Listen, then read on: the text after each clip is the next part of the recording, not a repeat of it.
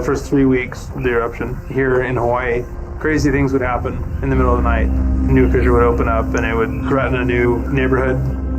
Thousands of people were evacuated from their homes. I started the Hawaii Tracker Facebook group to help people understand what's going on and get their questions answered.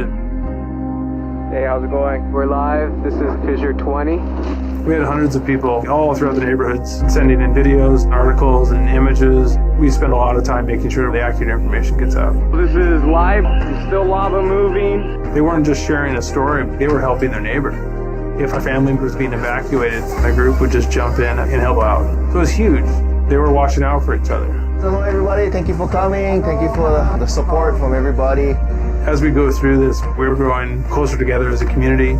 When tragedies like this strike, you really realize how much you need each other.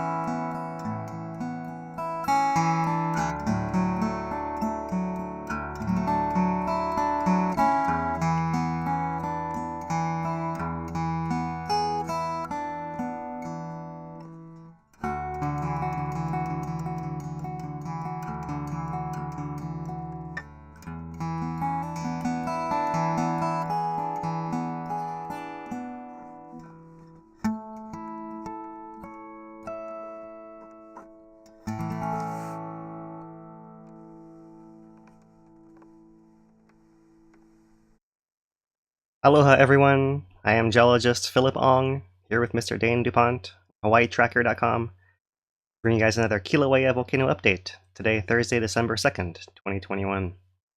It's been pretty consistent at Kilauea. The volcano is still erupting. It's still erupting into the crater, not posing any threat to anyone. But there are some minor changes that are of interest we're gonna discuss with you guys today. Look at the monitoring signals and discuss some live questions as we go along. So submit your questions to Dane as we go along, and he'll answer what he can in the chat, collect some others for us to discuss on air, and also let him know he'll be monitoring our video and audio here. So let him know if you have any issues with any of that. So yeah, what you guys are seeing is a view that I filmed yesterday morning from Keanakākoʻi overlook within Hawaiʻi Volcanoes National Park. And the volcano right now is, and it's a beautiful time to go and see the volcano. I actually filmed this like in the middle of that period of time when it was pouring rain lots of places, right? So it actually was not raining over there for some period of time, and sometimes it would rain a little bit, but still amazing views no matter when you come to the national park to see the lava lake. So highly suggest seeing it, because every time you go and you see it, you see something a little bit different, right? And so we'll talk about the slight differences we see today. And unique in this view, I haven't shown you guys this before, is you can see our main west vent cone right over here, and it was shooting lava. I can see occasional bits of lava shot up here. This is sped up 20 times. Occasionally it shoots above the rim and lands on the edge slightly. what we see now is this other lava flow here on this. This is the southern side. We're looking essentially to the west. So to the left here is to the south. And see there's a new outlet that came out the backside of this cone and flows into the lake, actually. More over here, actually. There. See a bubbling spot and a radiation pattern of the crust of the flow away from that area. And that's in addition to the ones we had before. So we have one over here already that's putting out lava kind of out in that radiating direction. That's actually expanded to another area over here off here to the side. It's putting out lava in that direction as well, right? So we see here we have two central outlets. These are the original ones, right? The OG pathway that was originally a spillway like that was like a cascade down and eventually arched over, and then it got covered in all the spatter, and now it's a fully formed cone with it just leaking out the bottom apparently here. That combined with the fact the lava level continues to rise, and unlike what was happening early in eruption, this cone is no longer being lifted by the lava lake, but now it's being drowned by it instead. So those original points are now getting buried in lava, and lava may be coming out through similar areas, and now it's bubbling up. You really have to look at this surface distribution, what's the word I'm looking for here? The convection pattern, right? The circulation pattern. You see the movement of these pieces of crust up here on the surface. So that's clearly an entry point there, and then another one here, and another one. I have this zoomed in here, so if I zoom it out to the full view of the lake there, and I actually move it over this right side of the cone, right? So there's our complex of two main entries, central part right there and there. There's also movement of lava from this original northern pathway that flows back this way right there. So it's kind of hard to see this one as easily now. But if you compare the view that we showed you guys last week, and I'll bring it up here so you guys can see it again, it's more evident. Here's a view from last week. First, we'll start off with the central entries, right? These are what it looked like last week. We had actually two distinct points visible here and here. And as the lava level has risen, these are now submerged, and instead we see the pattern that you saw a minute ago. So we'll juxtapose them here. Before and after last week to this week, weeks 8 and weeks 9. And then here, this is the path last week that we saw of that west vent bursting through the lava tube, and pause that one. Pull it back to that point a few times. And bursting through that pathway, but actually it turns and comes into the lake over here. So that entry point is the one that's still active on this back right side in this view, which is the northern edge. So one more time through here. There's a southern entry and an entry point, central entries as they were last week and this week, and then the northern entry as it appeared last week here, and then this week. That's the summary, the rundown of our 3 entries into the lava lake, all from the same west vent here. Same west vent, but different parts of it. As the lava is flooding that whole bottom area, and it's at the base and various. All right, that's the view from the public overlook. There are some other things we'll show you guys. This is a photograph release from the USGS. So I've been too much here. I'm going to zoom in a little bit, but you can see in this photograph, this is taken from a little bit more southerly vantage, so similar to the S1 camera. So the original entry points are here and here, and that new southern entry point from, it's probably been 17 days or so now, I want to say, a little over 2 weeks, is over here. Can't quite see the northern one in this photograph as easily, but it's coming out under this ledge over here. It's interesting, you see this raised little ledge, and the lava is coming out under the edge of that ledge. So someone asked me a couple weeks ago what we thought this might look like in the future, and we showed that picture of the very end of the last eruption back in May when it looked very similar to this little ledge with lava leaking out from the bottom of the cone, and we got there a lot sooner than I expected, but there it is. So interesting pattern here. You have flow coming 2 directions, here and here. You have a seam, like a fold point, right, there's a convergence point right there, and you see the lava crust folding over and liquid oozing out from beneath that crust there, which is pretty that's the kind of thing we're looking at in detail now, is just the circulation patterns, this little textures in the lava, because the big picture is it's still going in a crater. Looks like it's still going to stay in there. There's no signs of it changing towards going anywhere else. If anything, it seems like it's coming out easier now that it can come out of 3 different places. So we'll look at some of the other views, cameras and photographs to try to substantiate that here. One last photograph to see here, and that's this view a little bit farther out, right? So now you see the southern point, the 2 central entry points visible more easily through here, perhaps because, if I can zoom it in, it's always a risky proposition. Centers it there. Here we go. You can see the 2 different plates of crust that are forming next to each other from these 2 distinct entry points at the center here and here. Slightly different perspective, right, than what we showed you guys from the public overlook. You do see another long slab over here from this northern point. And here in the south, you see that as far as this ledge allows us, before it truncates it, we see that tongue as well. So if I zoom it back out and kind of see at a glance, you see these stripes, and this is something you can see in the daytime, even when you can't see the glow through the crust in the lava lake. You know, most people are choosing to go and see the lava lake in the evening hours because you can see that this whole gray surface glows orange through the cracks at night. See it circulating and moving around in slow motion. But in the daytime, you can see cool things as well, like where the edge of the most movement is. You can see this perimeter right through here. You can see these kind of stripes as well. So depending on what time of day you go, and things you can look for there. See if you can see lava coming at different points here and here, 2 different points by the bottom of the cone, or if you can see circulation pattern over here or in the south. Sometimes it's tricky. That's why I like to film those videos and speed them up to make it more obvious exactly where they're going in and how they're moving, because it can really look like it's sitting still when you're sitting there and staring at it. Although there are points of spatter, right? You know, there's points of spatter that occur breaking in a crust, and these seem to migrate across the surface of the lake, and that's something to look for as well while you're out there.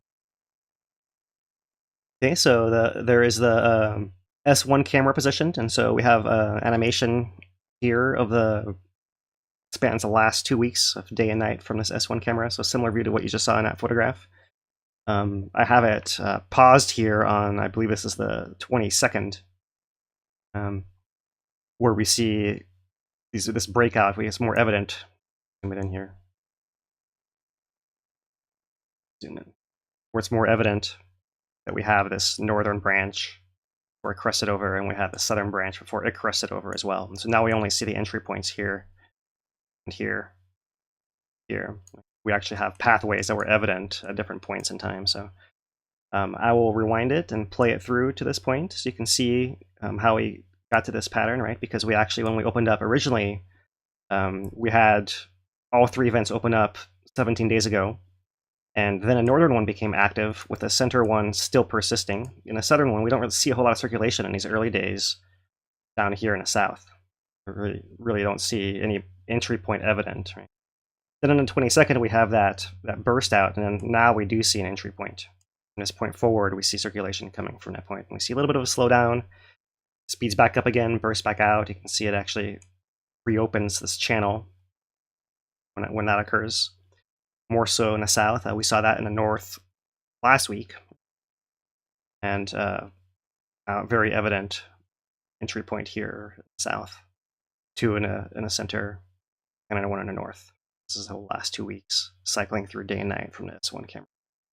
Courtesy of the USGS Hawaiian Volcano. That's S1. Different view of it. The S1 camera is positioned over here and looks off on something like this, right? So our vent was at the left. Now our vent's at the bottom. This is the F1 thermal camera, so we're looking across to the east, right? North would be over here. This end of the crater. So once again, I have it frozen in the 22nd when we have that extra burst of lava, right? We have a burst out of the cone out the side. Maybe I'll zoom it in one more time. You can see a little exit point out of the side of the cone here. There's one on the back over here as well. We have extra output way into the lake here from the central points. And then also further over here, actually we saw a pathway coming this way early on.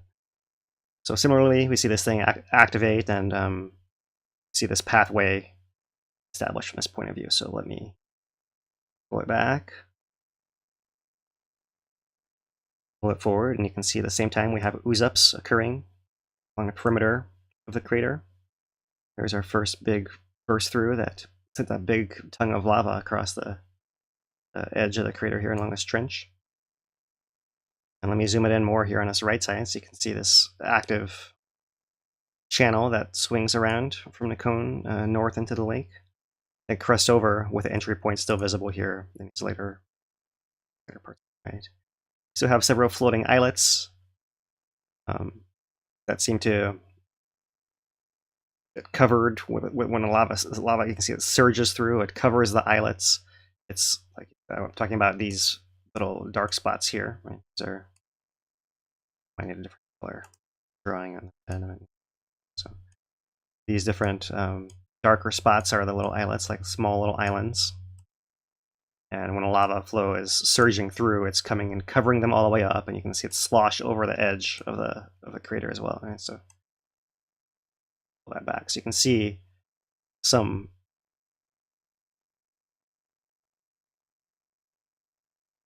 kind of variation in the output rate, right? You know, I'm not sure at this point with whether we want to risk calling them pulses or surges or anything that can be confused with what we were seeing in 2018, because it's not exactly the same thing there.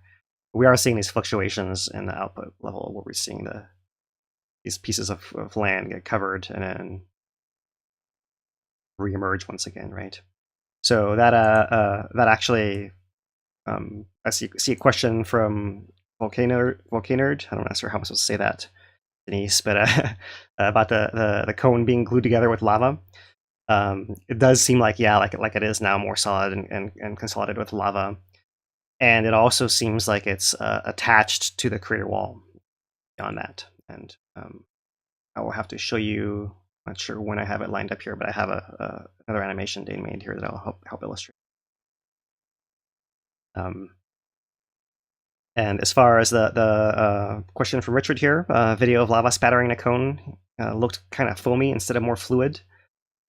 There are certainly variations in there, and the variations I imagine have to do with some of the gas that's coming through the system. We talked about gas pistoning in the past. I don't have any gas pistoning videos of previous events to line up to show you guys, but I imagine something like that's happening. And so you do imagine that there are variations in the gas output as well. And yeah, so you could have foamier, more frothy, more gassy lava, and then slightly less, and that could happen minutes apart. So it's hard to tell what it means, like in a long-term big picture, just because you see one image from one moment in time. But the fact that we do see the fluctuations in general is telling us something when we didn't see them before, right? It tells us that we're progressing to a different stage of the eruption here. And we'll look at the monitoring signals here shortly to examine whether the lava is getting out as well as it wants to, or what that may actually be.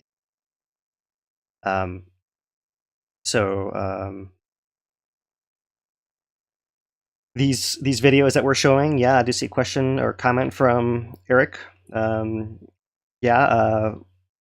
Very much so. These plates are analogs for plate tectonics, and in fact, there are early studies of lava lake motion from Mauna Ulu in the 1960s, late 60s, and early 70s coincided with that exploration of the theory of plate tectonics. And so, yeah, they were used as analog models, and videos were taken and used to help educate people and help them understand what the processes really were. So, yeah, absolutely, good point there. If you guys are just peeking in and are considering the idea of plate tectonics, right? A caveat, if you guys haven't watched this for a long time, some of these time-lapse animations we're really playing with the time a lot. Like some of these images are captured only every 20 minutes. We're not really showing you like exactly the true second-to-second motion of those things, right? We're really showing the longer-term patterns as things move over hours or days or that kind of thing. So there's other variations that happen within that we're not even addressing here. We're just saying, looking at the big and accepting that there's always shorter-term variations that make sense.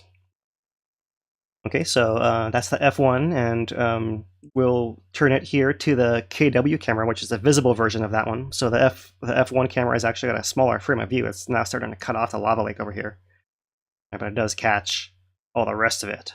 Something like that is our F1. Right? So we have a little field of view here for the KW.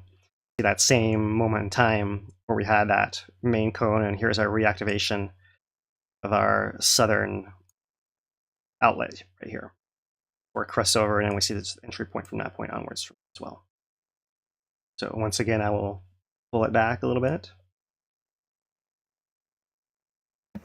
Looks like we're having some technical difficulties. You got some latency coming in pretty hard, at least on the playback. Your voice sounds fine, but okay, let me monitor here. But it is buffering on the YouTube and Facebook. Right, I see.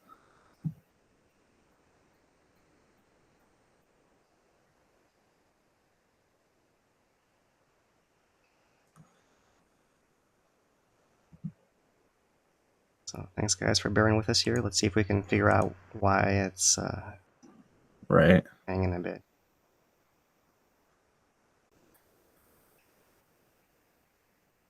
Seems like it's better now. Keep an eye on it on the stream. That didn't have a chance to change anything before it fixed itself. To be honest. Yeah, that was weird. But it's still doing it. Still getting some weird buffering. It's like packet drops are all of a sudden happening. Because some packets are getting through, and your voice sounds clear to me.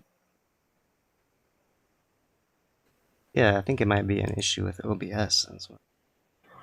Yeah, is it chewing up processor or something? Not excessively. I mean, everything looks normal on my end, to be honest. See, I don't see. Apart from the monitor. Well, right now it's back working, so we can continue, and maybe we just pause and wait out if it happens again for right now. Yeah, apologies for that, you guys. We'll just keep trying here. Yep, I'll keep an eye on it. Yeah, I do see it pausing and coming back into it. Not sure what I can do apart from trying to go quick and wrap it up. Yeah. All right, so resuming then, we're looking at the KW camera here. This view from the west, and we're looking at the 3 different entry points. And so the other thing that we can see from this KW camera, besides where the lava is going into the lake, there's 3 different points.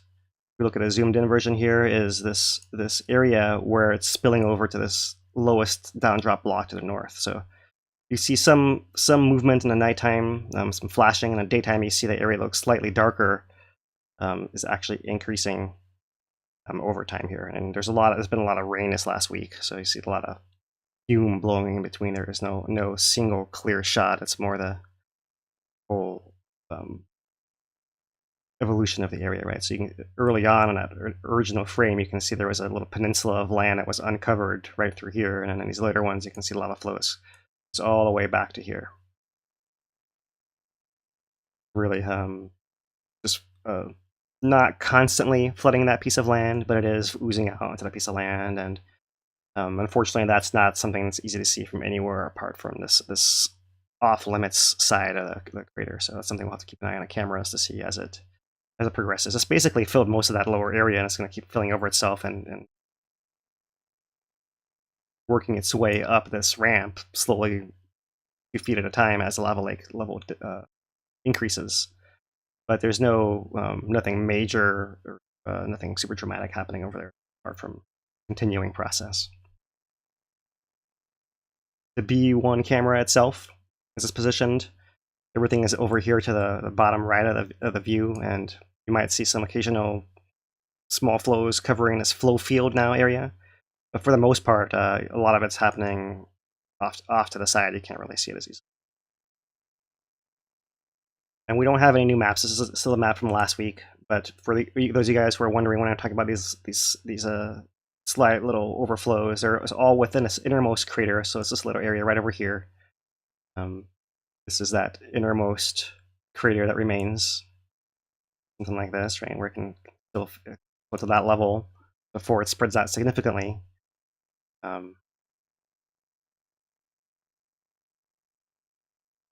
Which you could then do within this larger downdrop block, which is all still entirely contained within the caldera, and all that still containing a lot. So there's basically a lot of capacity for the lava to fill in this area, and there's no risk of it really spilling out of here and going towards anyone. And even if it did spill out after a lot of activity of filling this big hole in the ground, it would spill out away from people within the national park as well. So really, this is a perfect place for it to be.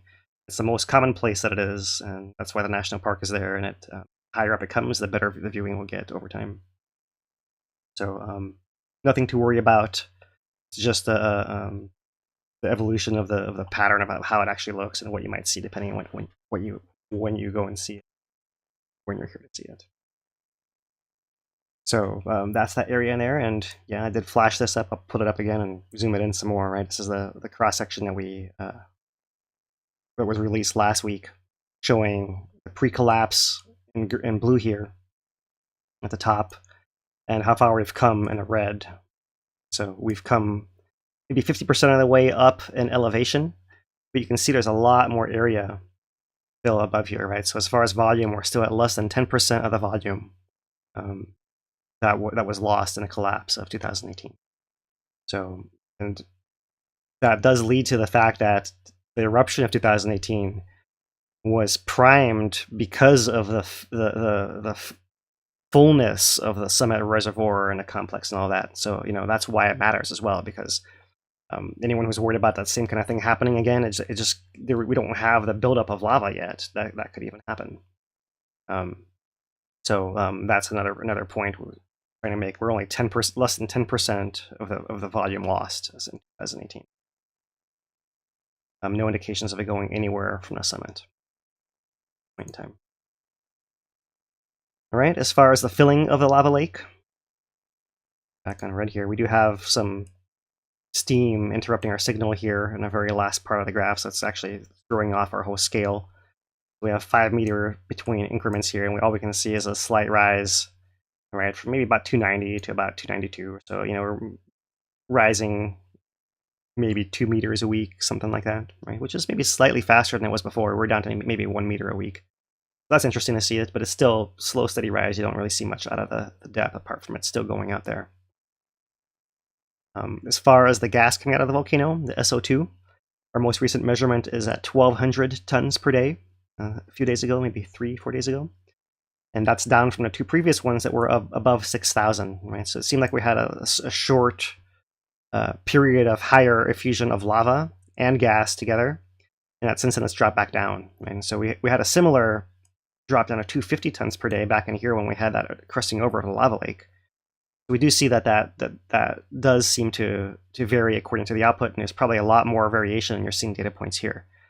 When we looked at, for example, just recently, that whole flooding of the covering of the little islets and then spilling over and then emerging with the fluctuations in output. You're not seeing any of that time scale in here, right? You're getting data points put on this graph sometimes once a week, and sometimes more. And so, as a proxy for how much lava is coming out, it's been variable still, right? But it's been persistent regardless of that. The tilt, which is the inclination of the ground in the area of the summit, blue line here, this is the last month. So for the last week, it's been relatively flat. Here you do see those variations, up, down, up, right? Those little variations that we're seeing there. But the baseline hasn't changed really much at all.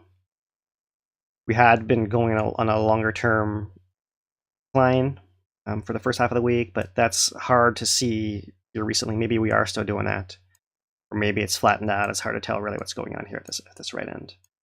Previous to that, you can see that we had this decrease following the previous stable time, right? And this variation here was that original crusting over of the lava lake, and then here is when we had those vents open up.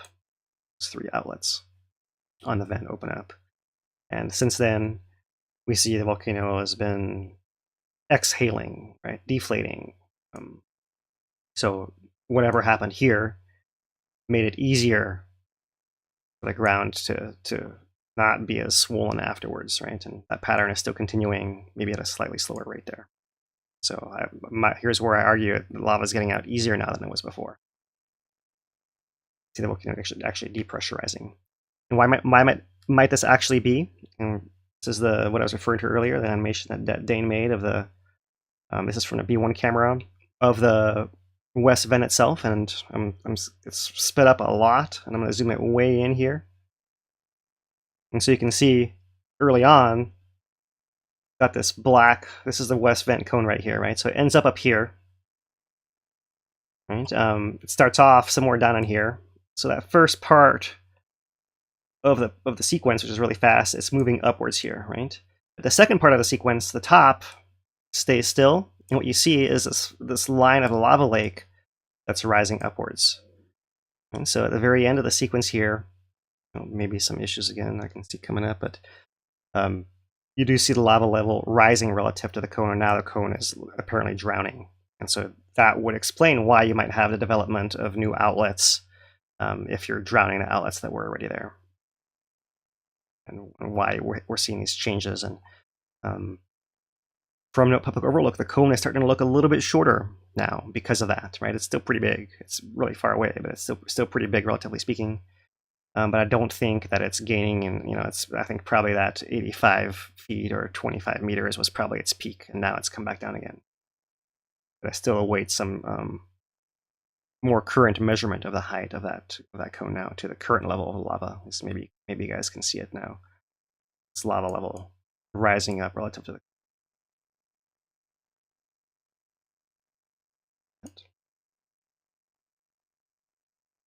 And show you guys the GPS. So just the GPS over the last year. So here is that beginning of the eruption,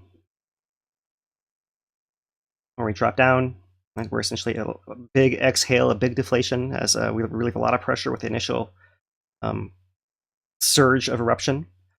And then we hit a inflection point right there, where we actually start to. This is how far apart the caldera walls are, right? So they're coming closer together. Is another indication of the volcano contracting and actually exhaling, right, deflating. And when they go apart and that length increases, it's a sign of it repressurizing and refilling and pushing those walls apart.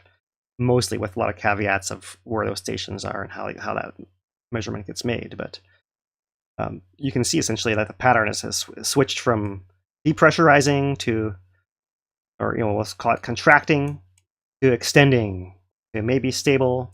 And now it's contracting again, right? So we're really, once again, exhaling, deflating, consistent with deflation, as if the lava is getting out easier once again, right? So it's able to get out sufficient enough that it's not building up the pressure back in the system, where it can still pressurize and swell the volcano even as it continues to erupt. So we've switched the gear, and now we're erupting enough that we're actually letting it out again. So even if it was doing what it was, a few weeks ago, and not putting out all the lava and still swelling a little bit, that's still okay. That's what happened during most of the last eruption from December 2020 to May 2021.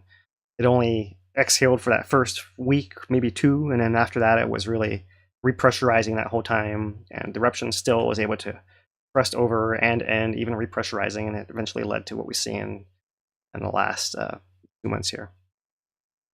So there was the evidence for that.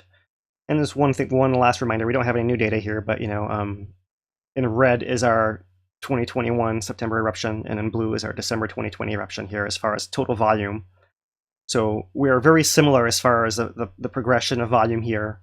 We've been slightly behind so far, maybe 10%, 15% behind, but we're getting it out easier now, which is something that did not happen during the last eruption, right? So we may actually be able to catch up here, possibly. And so we'll see what happens when the next map is put out, and next volumes, if we actually do catch up, because our eruption is able to extend itself and put out more lava more easily here, rather than closing up. A little bit smaller than 20. Right, elsewhere in a volcano, earthquakes are still very quiet. We still have our south flank cluster here, but really not a whole lot going on. We still have a Pahala cluster going on as usual, unrelated to what's happening on the surface of Kilauea. And otherwise, you just see background. You do see events, like little polka dots all over the place, but not a whole lot clustered in any one area, and nothing of much concern, really. You know, a few here in the Namakani Paio area, but like not enough to really be that concerned. And this is an area that we know it's triggered when we have magma coming into Kilauea. So that's no big deal because we know it's coming in and we know it's actually getting out. And so that's really the story, is that when the lava is getting out of the volcano, you don't see nearly as much buildup underground. And so that's what we're seeing here, is that similar pattern. The valve is open at the top there. And as far as rates, you can see that our rates are still low here at bottom right. This is a whole past year plot. So captures the intrusion. Earlier on, it had a whole bunch of earthquakes, and it captures a build up to the eruption, and then it captures during eruption these lower periods of time. So here in 2021 and back in December 2020 to May 2021, also low earthquakes. And when they come back up to this level, that's when you know, okay, something's building back up, and nothing like that going on. It's quiet elsewhere. And as an extra reassurance, here is a plot of GPS at Pu'o'okon for the last year. And you can still see the line going down. That's a contraction, which means the walls on either side of the rift zone, the pieces of land are getting closer together. So it's still exhaling. And as we pointed out a couple weeks ago, it's not uncommon to see settling and subsidence along the rift zone area and steaming occurring in these areas. The ground is still hot and kind of still collapsing and you know, readjusting to the magma not moving through there as much as it was before. So it's all there's no sign of concern further down the mountain as well. It is worth mentioning, I did see some reports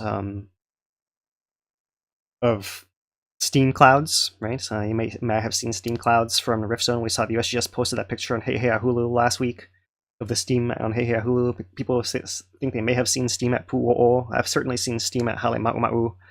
And especially with these variable weather patterns now, there are times in the morning where that cloud has been rising straight up all night, and so by morning time you see it several thousand feet tall, and it's visible from a lot of places. Right? It hasn't got extremely tall like it did before, but we're starting to have that winter weather pattern now where we have this variable winds, shifting fog, and occasional overnight these tall building plumes of steam, which is aided by all the rain we're getting as well. More water available to turn into steam. The ground is hot everywhere near the rift zone, even if it is cooling down. We did have one of those plumes captured from Hilo, I think it was, in a morning image. It was awesome. That tall. Yeah, so there you go. Right, there you go. We do have some super chats I want to shout out real quick. One from Up in the Trees for $20, and one from Stephanie. And Stephanie says, "Thank you for making my Thursday evening, guys. I appreciate both of you guys." Mahalo, you guys. Yeah, so really nothing to worry about down elsewhere in the volcano. The main point of concern is the VOG. And let's see if I can get this to load on the screen. So here's our new VMAP, still under development, VOG forecast here, and have it set here at the lowest threshold, 0.1 ppm at moderate, right? So this is the probability of exceeding moderate threshold when it gets to red. That's moderate. It doesn't mean like actual all the way hazardous, right? So if I click to hazardous, you're hard to see anything, right? So these levels are coming out as, you know, it's detectable. It could be annoying. If you're sensitive, it can be unhealthy for sure. But these are not peak values like we saw in 2018 or like we saw at the beginning of this eruption or the last eruption. Right. Still, the VOG is around. It is blowing into the Hilo areas. Besides just being concentrated in the southern part of the island by Pahala and Na'alihu, right? These guys are getting a break right now. and the fog is dispersing elsewhere. Right? And not in huge amounts, but enough that you might catch a whiff here or there, and it might trigger some memory of the, well, it smells like volcano, or that's where it's coming from, and it's also not cause for concern. It's not coming out of the ground near anywhere else. It's just coming out of the ground right here from the summit. Right, elsewhere we expect it's mostly the steam, some of the H2S, that rotten egg smell that you get, still going on by the rift, like in Leilani, I believe. Yeah, not sure if you heard anything about that this week or what. Been hearing some people talking about it, but every time it gets cold and the steam starts to really become more noticeable, we kind of get those people wondering what's exactly happening. Right. No earthquakes is really the big thing, and we are monitoring everything, and but that that little bit of visualization bring people back to what if it is. Yeah, I'm sure that there are lots of triggers, right? The volcano news, fogs, the fact that there's no earthquakes. Whenever we do have an earthquake, I'm sure we're gonna hear everyone, oh my god, there was an earthquake. So that's okay. Right. We're all kind of traumatized together. So that's fine. We'll just talk about it and gonna go from there. But there's no sign of anything changing in that front, really. So yeah, VOG is one of the main impacts, and I thought I'd throw this picture in. It came from USGS today. They captured a Kīlauea, the white-tailed tropic bird here, flying over top of this ponded lava vent within Halemaʻumaʻu crater. These birds nest in the crater walls, right? So they're dealing with the VOG all the time, darting in and out and between it, fly down to the ocean to catch some fish, come back. So if we need any support from nature, we can look to these birds here, right? They're managing to deal with it and just riding the currents there. Pretty cool to have that caught and shared by the USGS there. So in the background, you see these roiling, bubbling lava bursts within that ponded cone here. All right, one final point to address here. Volcano Watch today. Titled "A Cloud of 10,000 Points: Terrestrial Laser Scanning of Halemaʻumaʻu." And if you guys have followed us for a while, Dan, let's jump right to it and look at this picture right here. Look at the instrument. Seen this thing before? Oh, I gotta wait for it to update.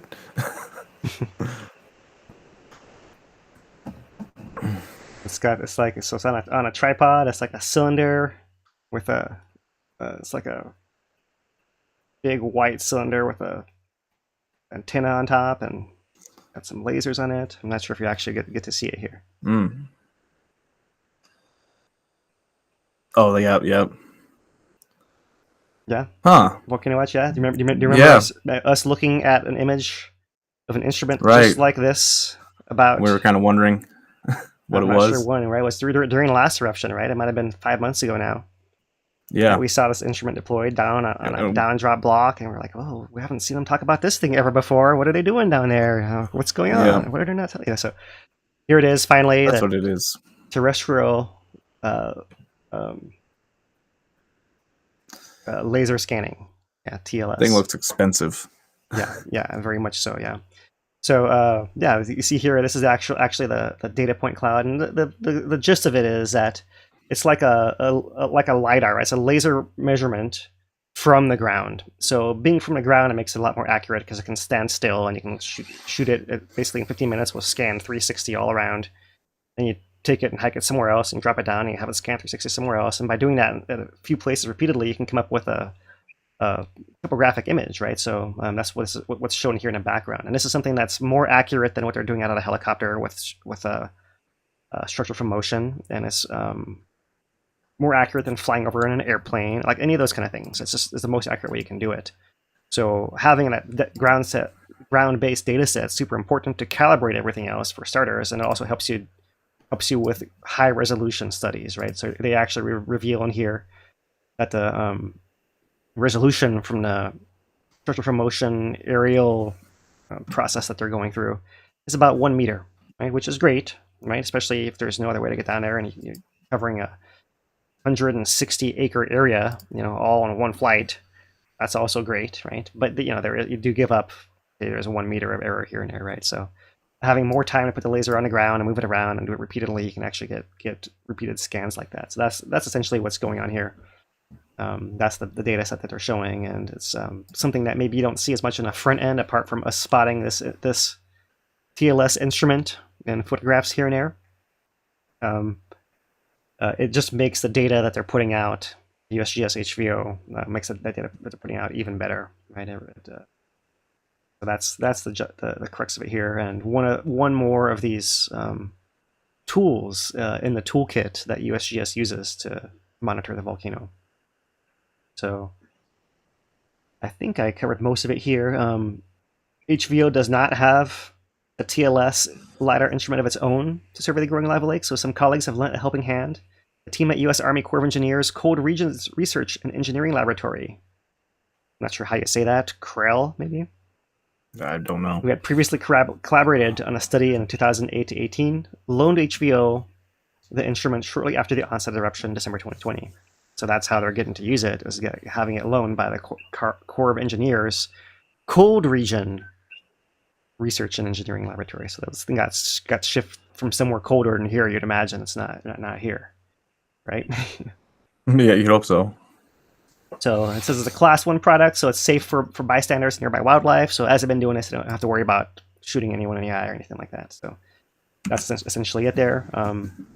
The resolution there is as small as 5 millimeters, 0.2 inches, from up to 1.6 miles or 2.5 kilometers away.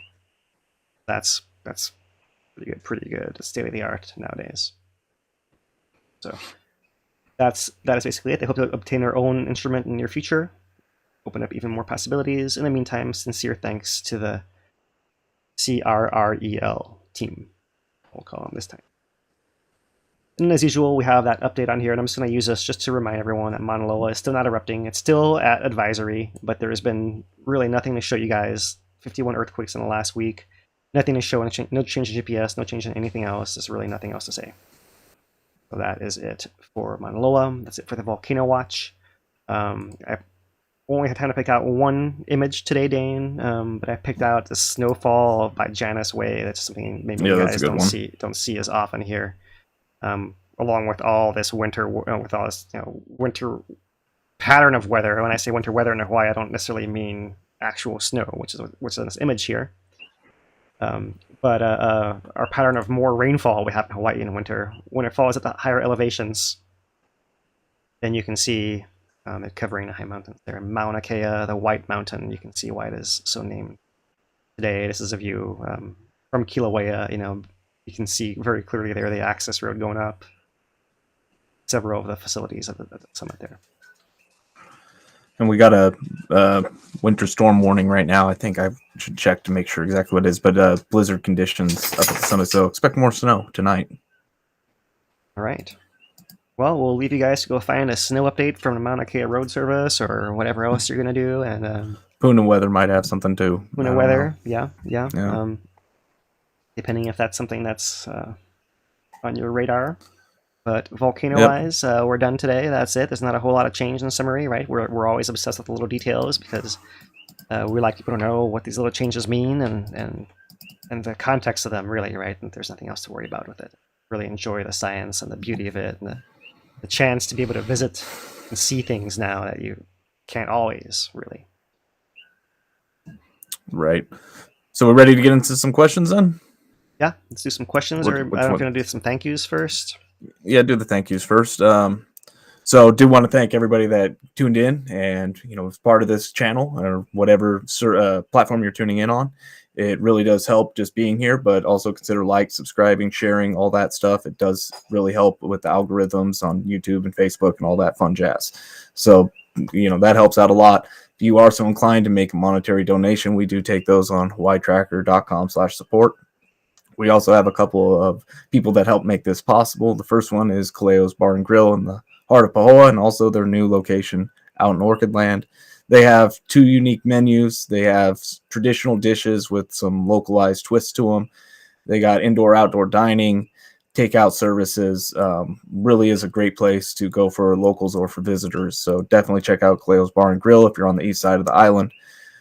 We also like to acknowledge our other sponsor, which is Kalani Tours. They operate some waterfall tours, some Kona Coffee Farm tours, but also some volcano tours. They do more small scale tours, so you get more of a personalized experience and a little bit more informative, get your questions answered. So we definitely would recommend checking out Kalani Tours if you are looking for, if you're coming out and you want to get familiarized with the summit of Halemaumau, definitely check them out. We also like to thank the Hawaii Community Foundation, Puna Strong Grant, as well as the County of Hawaii for helping make this possible. All right, I think we can jump into some questions, huh? We don't have that many. You kind of took away the ones that I had set out, but I have one from Richard here. Is talking about historical Halemaumau. He's like, has the crater ever filled up all the way to overflow, or does it always wind up bursting out like it did in 2018? Yeah, it has. Yeah, it has. When you say ever, you give me a giant window of time to work with there. Let's last 200 years. Let's say that. Let's refine it just a little. Yeah, I mean, well, really, like in the last 100 years, no. In the last 100 years, there have been flows outside of the crater that have maybe started off inside the crater, but they were fissures near the crater edge that then crossed the boundary into the national park to the south, for example, in 74 and 82. But really, the last time lava was built up, where it was flowing out of the crater, like down the slopes in every direction, was Isla outflows, right? We're talking about 1460 or so, 600 years ago, ish. Mm-hmm. So that time frame, when there was no crater at all, when it was like a giant shield of lava rather than a hole in the ground, right? As far as we know, and the whole surface of the volcano is made out of that. So really, it's going to go back 600 years. The short answer there for when that was really what was going on, and it was going on all the time, and it was going on for decades, and there was no like suddenly surprise that it happened kind of thing. All right, I think you took up you got most of the questions in the process. There was one that I did answer in chat, but I'll let you maybe expand upon it. CK asked, does the eruption affect any of the other craters nearby? Well, I mean, it's interesting. I mean, the ground is tilting and swelling, right? So, I mean, and there are earthquakes that have happened in the lead up to the eruption. So, I mean,